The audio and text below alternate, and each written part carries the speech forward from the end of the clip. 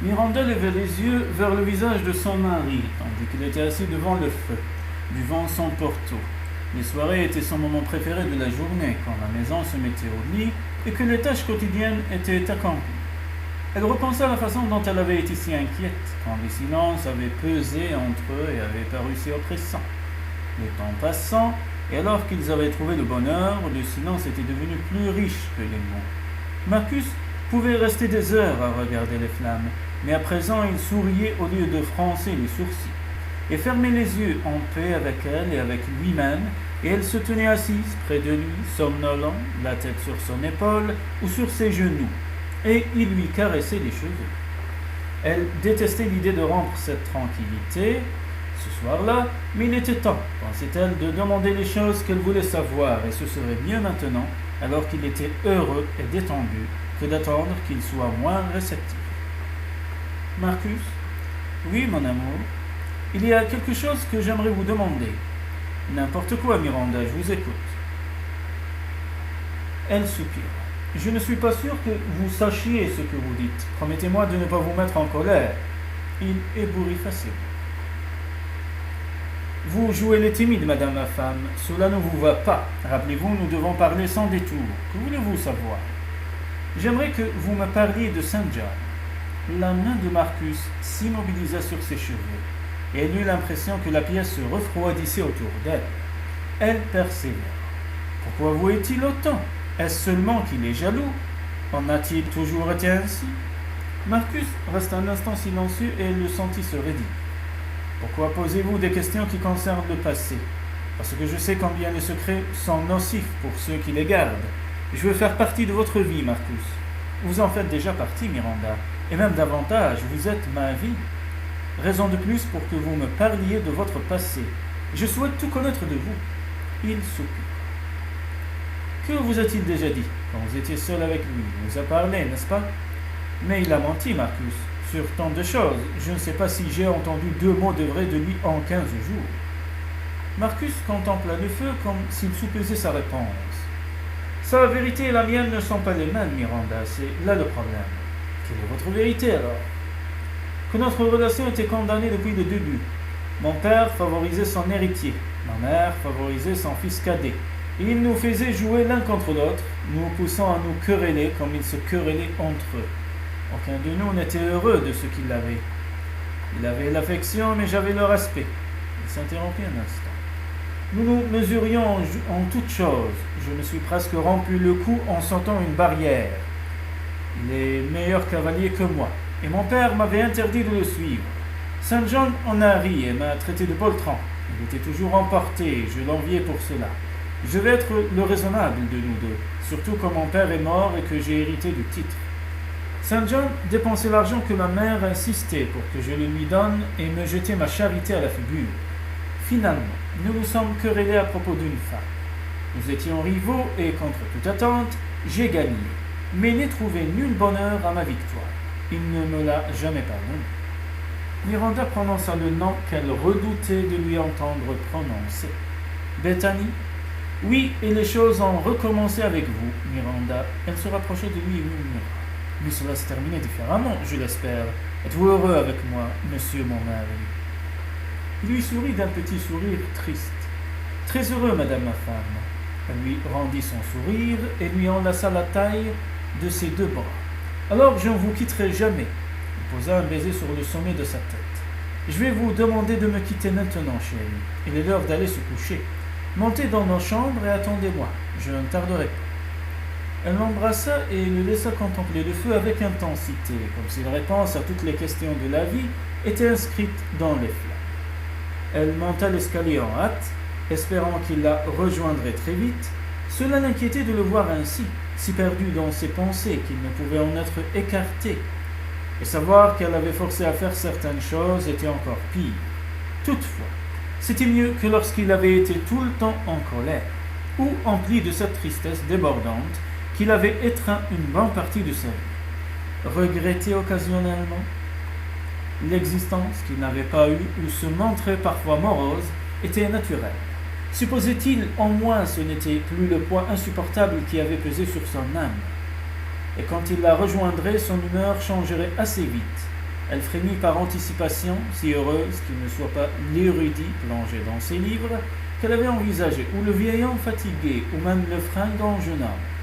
Mais l'homme coléreux, maussade et entêté qu'elle avait épousé, un homme capable de plus d'amour et de tendresse qu'elle avait imaginé ce premier jour, quand il avait tempêté et juré à la perspective d'un mariage. Elle entra dans sa chambre et ferma la porte par habitude, mais se rendit compte tout de suite que quelque chose n'allait pas. Il y avait quelqu'un dans la pièce. Oh là là là là. Elle le sentait, elle sentait des yeux qui la fixaient au-delà de la lumière de la bougie. Elle se tourna lentement, le dos à la porte, et vit Saint John allongé sur la courte pointe de son lit. Elle nota avec dégoût que ses bottes étaient boueuses et salissaient le lit. Il tenait à la main un pistolet pointé sur elle. « Que faites-vous ici ?» demanda-t-elle en essayant d'empêcher sa voix de trembler. « Je vous attendais. »« Comment ? Suis-je arrivé jusqu'ici, entré dans la maison ?» Il sourit du même sourire enjoué dont il s'était servi pour la courtiser.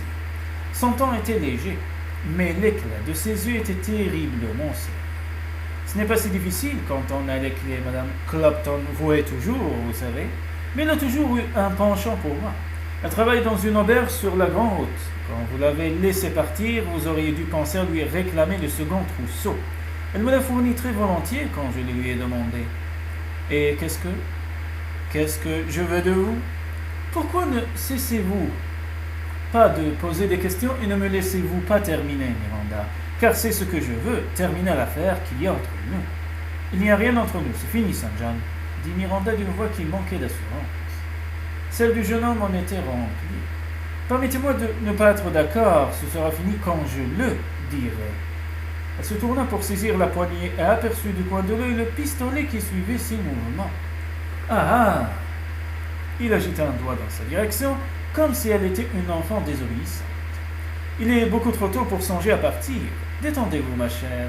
Pourquoi ne vous asseyez-vous pas à votre secrétaire et marchez lentement? Je crains que des gestes brusques ou des cris de votre part me fassent sursauter et provoquent un accident. Vous ne songez pas sérieusement à me tirer dessus, n'est-ce pas? Demanda Miranda, la voix moins ferme que ce qu'elle aurait voulu. Je n'en ai pas l'intention, non, mais je le pourrais. Pour l'instant, au moins, mettez-vous à l'aise. Maintenant, prenez du papier dans votre bureau et écrivez ce que je vais vous dicter. Puis nous ferons une petite escapade. Si tout se passe comme prévu, vous serez relâché sans dommage. Quand? Demanda-t-elle. Dans quelques jours. Une semaine peut-être? Le temps qu'il faudra à votre mari pour comprendre que vous êtes parti et pour saisir avec qui vous êtes et ce que vous avez fait. Ce que j'ai fait? Est-ce là une grossière tentative de séduction, un enlèvement et un viol? Elle parvint à rire faiblement. Vraiment, Saint John, vous feriez mieux de partir tout de suite, ou de vous préparer à utiliser le pistolet que vous tenez. Je mourrai plutôt que de vous laisser me toucher. Me laisser? Il eut un rire plein d'assurance. Vous avez une vue très déformée des circonstances, ma chère. Je vous tirerai dessus si vous essayez de vous échapper, bien sûr. Quant au reste, si je choisis de vous avoir, mon arme ne sera pas nécessaire. Je suis plus lourd que vous et parfaitement capable de vous forcer à faire ce que je voudrais. Il promena les yeux sur elle. Certes, il serait beaucoup plus agréable pour nous deux que vous veniez à moi de votre plein gré, comme l'a fait la première femme de mon frère. Aïe, aïe. Elle le regarda avec dégoût. Je ne me soucie pas du passé si vous pensez que je projette de répéter les infidélités de la première duchesse. Saint John balaya sa remarque d'un geste. Il n'est pas utile pour vous de décider de quoi que ce soit pour l'instant. Je connais mon frère mieux que vous. Vous ne vous souciez peut-être pas du passé, mais il est très vivant pour lui. Qu'il sache que vous avez passé une semaine seul en ma compagnie, consentant ou pas, me suffira à accomplir mes desseins. Et quels sont vos desseins, Saint John? Ruiner une fois pour toutes le bonheur que mon frère peut avoir sur cette terre. Le faire se demander le restant de ses jours si son premier-né ne me ressemble pas un peu trop. Détruire sa confiance en vous maintenant qu'il est trop tard pour qu'il vous rejette. Il la considéra fixement. Il est trop tard, n'est-ce pas? Vous n'êtes plus la jeune fille innocente que j'ai rencontrée il y a quelques semaines, mais son épouse pour de bon. Et mon frère s'est sans nul doute attaché à vous. Marcus a le cœur trop tendre et de loin quand il s'agit des femmes. C'est ce qui a rendu si facile à Bethany de venir à moi une fois qu'ils ont été mariés. Il avait confiance en elle, malgré les preuves du contraire. Au début, il n'a pas voulu le croire, et quand il a été forcé à voir la vérité, les choses étaient allées trop loin pour qu'il trouve une porte de sortie. Son précieux honneur l'empêchait de se débarrasser d'une femme qui en aimait un autre. Voyons voir comment il va régler cette affaire cette fois. Mais ce n'est pas pareil, Saint John, protesta Miranda. Je ne vous aime pas, je vous méprise, et Marcus le sait. Mais cela n'a pas toujours été le cas, n'est-ce pas, Miranda? Releva le jeune homme avec une pointe d'espoir dans la voix. Je me souviens de l'expression de vos yeux ces premières semaines. Vous ne me méprisiez pas alors. Et si Marcus n'était pas rentré quand il l'a fait, vous auriez été à moi. Pouvez-vous me regarder en face et affirmer le contraire? Dites-moi que ce n'est pas vrai. Miranda le fixa droit dans les yeux, le transperçant du regard. Saint John, vous êtes très beau à voir, et charmant, peut-être. Aurais-je pu aimer l'homme pour qui je vous prenais, quand vous étiez aimable avec moi? Mais tout n'était que mensonge, chaque mot que vous m'avez dit. Peut-être pas chaque mot, murmura-t-il. La colère de Miranda flamba. Vous avez le toupet de venir dans ma chambre et de me dire des mots doux en tenant un pistolet à la main. Vos actions présentes me prouvent que vous n'êtes pas réellement l'homme agréable et drôle que j'ai connu. Il y a quelque chose de pervers en vous, Saint John, quelque chose de laid et de fêlé, et cela me repousse. Le sourire de Saint John se déforma sous l'impact du signe. Heureusement pour moi, je n'ai pas besoin que vous approuviez mon caractère. Il désigna du pistolet une feuille blanche posée sur le bureau.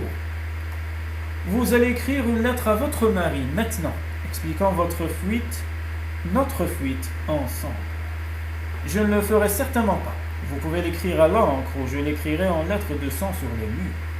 Sa voix était froide et furieuse et la main qui tenait le pistolet était ferme comme un roc. Marcus ne croira jamais que je vous ai suivi de mon plein gré. La voix de Miranda perdait de sa force. Peu importe que vous veniez de votre plein gré ou que je vous traîne hors de cette chambre par les cheveux. Quand vous lui reviendrez, Marcus dira qu'il vous croit. Peut-être même sera-t-il convaincu de dire la vérité. Il vous accueillera les bras ouverts, mais il se posera des questions. Il restera éveillé près de vous la nuit, se demandant ce qui s'est vraiment passé pendant que vous étiez avec moi. Et plus vous protesterez, moins il vous fera confiance. Bien sûr, je le rassurerai, je calmerai ses craintes. Il comme je l'ai fait quand il était marié à Bethany, même si je ne vous touche pas et déclare en toute honnêteté qu'il ne s'est rien passé, cela ne comptera pas. Venant de moi, l'honnêteté sonne encore plus faux à ses oreilles que tout mensonge que je pourrais proférer. Mais je ne suis pas Bethany, Saint John. Les choses sont différentes de ce qu'elles étaient. Marcus est différent. Il me fera confiance quand je lui dirai la vérité. Je l'espère, lui souffla une petite voix. Même si je n'ai pas été digne de sa confiance auparavant, il suffira à moi maintenant. Saint John la regarda dans les yeux. Vous pensez vraiment qu'il vous fera confiance? Et que sait-il de vous en vérité? Est-il au courant de l'identité de votre tutrice, par exemple? La notoire Lady Cecily? Miranda les dévisagea fermement. Vous êtes réellement la personne la plus horrible que j'ai jamais rencontrée. Et vous vous trompez si vous pensez que vous pouvez me retenir contre ma volonté et détruire votre frère aussi aisément. Vous avez raison, Saint John. Nous sommes mariés pour de bon maintenant. Il connaît la vérité quant à votre pathétique petit stratagème. Elle haussa les épaules. Il n'a pas marché la dernière fois, quand vous avez essayé de me compromettre à ce bal. Et pourtant vous recommencez. N'apprendrez-vous jamais? Et devra subir des chantages répétés, des tentatives d'enlèvement jusqu'à ce que nous soyons tous âgés et grisonnants. Un doute passa dans les yeux du jeune homme et elle poursuivit sur sa lancée. Vous pourriez me tuer et traîner mon corps en bas pour le déposer aux pieds de votre frère, mais je ne pense pas que vous ayez le cran de le faire. Elle pria le ciel de ne pas se tromper. On vous pendra pour un meurtre de sang-froid. Une corde autour du cou sera moins saillante que votre écharpe. Quant à votre frère, lorsqu'il vous trouvera, je doute qu'il hésite à vous mettre une balle dans le cœur. Et il le fera pour défendre l'honneur de sa femme. Êtes-vous sûr de vouloir continuer? Les yeux de Saint John étaient voilés par ses paupières, mais elle remarqua que le canon du pistolet s'abaissait. Allez-vous-en maintenant, Saint John. Marcus n'a rien fait d'aussi terrible pour mériter une haine comme la vôtre. Et s'il l'a fait, cela appartient au passé. Ne laissez pas cela détruire ce qui reste de votre vie à tous les deux. Lâchez prise. Le pistolet était pointé vers le sol. Ces arguments commençaient à porter, se dit-elle. Elle pouvait voir la fatigue poindre dans les yeux de Saint John. Il ouvrit la bouche pour parler et soudain, la porte de communication s'ouvrit en coup de vent. Et Marcus entra à grands pas dans la chambre. Il avait une expression meurtrière dans les yeux. « Je peux expliquer, commença Miranda. Vous n'avez rien à expliquer, je peux deviner ce qui s'est passé, grommela-t-il. Mettez-vous de côté. Tenant le pistolet à l'œil, il se plaça devant elle. Sortez d'ici, Miranda. Allez dans ma chambre et attendez-moi, ce sera bientôt terminé. Saint John descendait de ce lit et réglant cette affaire une fois pour toutes. Marcus, non. Elle essaya de passer devant lui, mais il la repoussa en arrière. Je ne vous laisserai pas faire, affirma-t-elle. Pas tant que Saint John brandirait son pistolet et que son mari se tiendrait désarmé devant lui. Je ne vous attendais pas si tôt, mon frère. Saint John écarta les bras et il sourit en jetant les pieds hors du lit. Les yeux de Marcus suivirent le pistolet. Vous envahissez ma maison, vous introduisez de force dans la chambre de ma femme, et ne vous attendez pas à ce que je vous trouve. Les domestiques ont été prévenus. S'ils tiennent à leur place, ils m'avertiront toujours de votre présence. Je ne suis plus le sot que j'ai été autrefois, Saint John. Ce dernier lui décocha un sourire triomphant. Comment savez-vous que je ne suis pas ici sur invitation? Le cœur de Miranda s'arrêta de battre un instant, le temps que son mari réponde. Parce que je vous connais et que je connais ma femme, vous me prenez peut-être pour un béné, mais elle sait que je ne le suis pas. Marcus sourit avec froideur. Si elle vous avait invité ici, elle se serait assurée que vous ne soyez pas pris. Vraiment, je suppose que c'est vrai. Elle est très douée pour garder les secrets, n'est-ce pas? Saviez-vous qu'elle a été élevée par un catin et par un ivrogne? Est-ce là la révélation que vous teniez au-dessus de sa tête?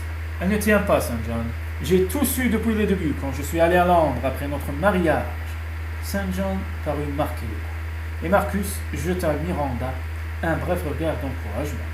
Et ne comptez pas la menacer de révéler la vérité, je me tiendrai auprès d'elle, d'une manière ou d'une autre. J'imagine que la famille qui vous a en son sein peut supporter un scandale de plus. Et c'était un très vieux scandale, non? En outre, maintenant que les dettes de son père sont réglées, les jambes de Miranda fléchirent sous elle, et elle se laissa choir de nos fauteuils qui se trouvaient devant le secrétaire. Je gardais cela pour un cadeau de Noël, dit Marcus, en la regardant avec un sourire sincère.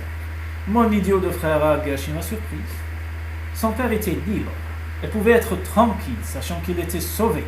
Si elle survivait à cette nuit, bien sûr, elle adressa un faible sourire à son mari. Saint John grogna sourdement, frustré que sa menace ne reçoive pas l'accueil qu'il prévoyait. Puis il sourit largement. Fort bien, ainsi il vous importe peu de traîner votre nom dans la boue en épousant la pupille d'une catin. Mais que sait-elle de nos vieux scandales de famille, Marcus? Elle en sait assez, Saint John. Mieux vaut laisser le reste mort et enterrer avec les personnes concernées, comme ça, mais depuis 10 ans. Stenay, Léa. Saint John releva le pistolet et le pointa sur son frère.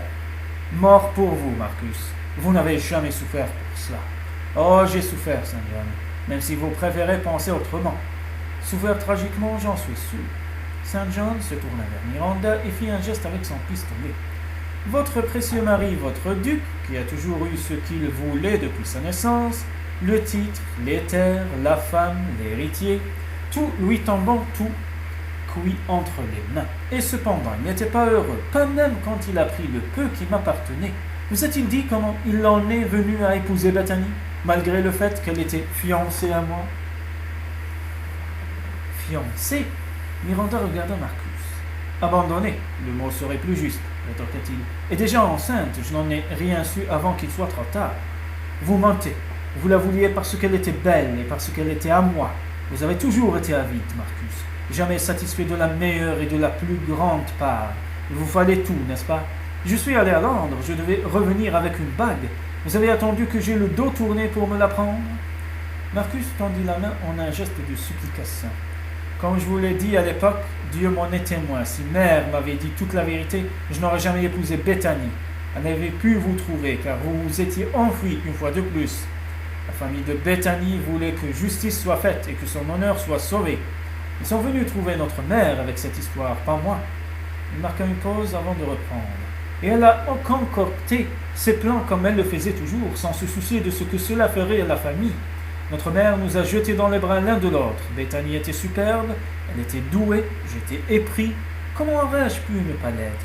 Je savais qu'il y avait eu quelque chose entre vous, mais elle n'a pas donné signe que c'était sérieux. Vous auriez pu essayer de me voir, vous auriez pu me demander la vérité. Je ne voulais pas la vérité, je voulais la femme, et elle ne voulait pas de vous, Saint John. S'il y avait un duc à prendre, un fils cadet de 18 ans n'est pas un trophée quand un père est disponible et crédule. Et notre chère mère ne se souciait pas que je ne sois pas le père de mon héritier. Si vous, sans favori, ne pouviez avoir le titre, votre fils pourrait être duc après moi. C'était un plan bien ficelé, mais enfin, notre mère était toujours brillante dans ces choses-là. L'histoire se répète, répliqua Saint John. Notre mère vous a choisi une autre épouse qui est arrivée chez vous, sans honneur, mais avide d'un titre. Et vous êtes toujours aussi crédule que par le passé. Et vous pensez que vous pouvez me voler ma femme aussi aisément que vous l'avez fait il y a 10 ans? Si votre première femme avait vécu, elle serait toujours à moi, et votre enfant mon héritier. Ce fut au tour de Marcus de se montrer mort. Si elle avait vécu, elle nous aurait joyeusement fait valser tous les deux, et mon héritier aurait pu être le fils d'un cocher. Notre mère a été aussi sotte que nous de croire à son histoire. Même lors de notre nuit de noces, elle connaissait plus de tours dans la chambre à coucher qu'elle aurait pu en apprendre avec vous. Menteur! Saint John lâcha ce mot comme un coup de pistolet. Jurez-moi qu'elle était innocente quand vous êtes venu à elle pour la première fois, que vous n'étiez pas un jeune garçon pétri d'amour et aussi crédule que je l'étais. Maudit soyez-vous, avec votre titre et vos terres. Sobre Habbe Anige. Vous avez épousé la femme que j'aimais, vous l'avez laissée mourir. Elle ne nous aimait ni l'un ni l'autre, qu'elle reste où elle est. Marcus tendit une main à son frère, sans lâcher le pistolet des yeux. Non, ce fut un grondement, puis Saint John jeta l'arme de côté et se jeta sur le duc. Ses poings cognèrent inlassablement Marcus, qui grognait et recevait les coups. Du sang coulait de sa lèvre fendue, et il étouffa une exclamation quand son frère le toucha à l'estomac. Mais il était le plus grand des deux et resta debout. Il leva les bras pour se protéger de son cadet et chercha à le repousser. Puis ses mains se refermèrent sur la gorge de Saint John. Voilà. Le jeune homme continua à se battre, mais ses coups faiblirent. Miranda vit que le regard de son mari était distant et chagriné, mais son emprise resta ferme. Marcus, assez, lâchez-le, c'est votre frère, plaida-t-elle quand la lutte, manifestement inégale, se dirigeait vers une conclusion meurtrière. Avec un jurant, il jeta son frère loin de lui et Saint John s'affala sur le tapis.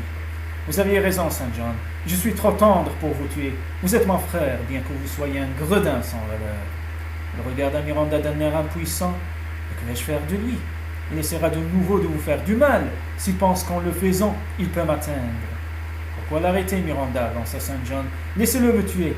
Laissez-le finir ce qu'il a commencé il y a des années. Il baissa les yeux vers lui. Il haletait par terre, le regard rempli de désespoir, les marques rouges des mains de son frère sur la gorge.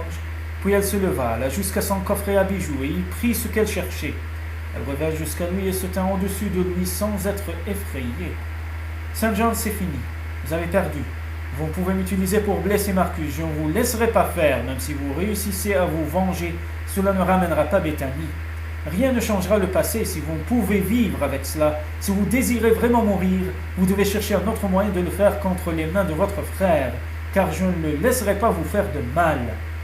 Marcus bougea près d'elle et elle se demanda si les circonstances se répétaient, si elle serait capable de se comporter de nouveau comme elle l'avait fait. Puis elle ouvrit la main et laissa tomber les émeraudes d'Offlave sur la poitrine de Saint John qui se soulevait. Quand je suis arrivé dans cette maison, vous vous êtes lié d'amitié avec moi. Dites-moi à présent, était-ce un mensonge? Il la regarda et son visage s'adoucit, mais il ne dit rien. S'il y a eu un moment de gentillesse, une trace de chaleur et d'affection pour moi, malgré les plans et les machinations que vous avez ourdis contre la femme de votre frère, je vous en remercie. Je choisirai d'oublier le reste et de me souvenir que vous avez été aimable avec moi. Mais je ne vous accepterai plus chez moi si vous avez l'intention de vous placer entre mon mari et moi. Prenez ce collier, vous ne pouvez avoir le titre, ni la maison, ni moi. Mais vous pouvez prendre ce symbole de votre famille. Vous en méritez une partie. Prenez-le et vendez-le. C'est plus que suffisant pour vous acheter une charge dans l'armée. Un nouveau départ, Saint John, loin d'ici. Si vous êtes si avide de risquer votre vie, faites-le pour défendre votre pays et non à travers quelques stratagèmes ridicules pour mourir des mains de votre frère. » Il lui offrit une main et l'aida à se relever. Il s'arrêta, laissant le collier glisser à terre avant de le ramasser et de le mettre dans sa poche. Puis il brossa ses habits et passa une main sur son cou, tuméfié. Il essuya la sueur de son visage avec le coin de son écharpe, et quand il abaissa sa main, Miranda vit la même expression insolente que lui avait vue le premier jour se remettre en place comme un masque. Il se tourna vers elle et s'inclina profondément d'un air sarcastique. « Merci, votre grâce, d'être si généreuse avec les faveurs de votre mari, puisque vous refusez d'être généreuse avec les vôtres. » Miranda s'aperçut que Marcus se crispait pour répondre et se sentit soulagé quand il se ressaisit. Saint John pivota vers son frère et lui offrit le même salut sarcastique. « Et merci Marcus pour ma vie sans valeur, quel que soit le bien que cela nous fasse à tous les deux. Je vais sans nul doute la dépenser avec l'argent que j'obtiendrai de cette brebis. Que je parte pour la péninsule ibérique ou pour quelques lupanards de Londres, c'est encore à décider. Mais vous pouvez être réconforté par le fait que quand je mourrai, vos mains ne seront pas attachées de mon sang. » Miranda regarda son mari et n'aperçut dans ses yeux qu'une lueur qui prouvait que cette dernière déclaration avait fait mouche. « Je peux vous sauver de vous-même, Saint John. Cela ne dépend que de vous. Si vous pouvez trouver le bonheur, puissiez-vous au moins trouver la paix. » Avec un rire amer, Saint John quitta la pièce, et le bruit de ses pas mourut quand il s'éloigna dans le corridor.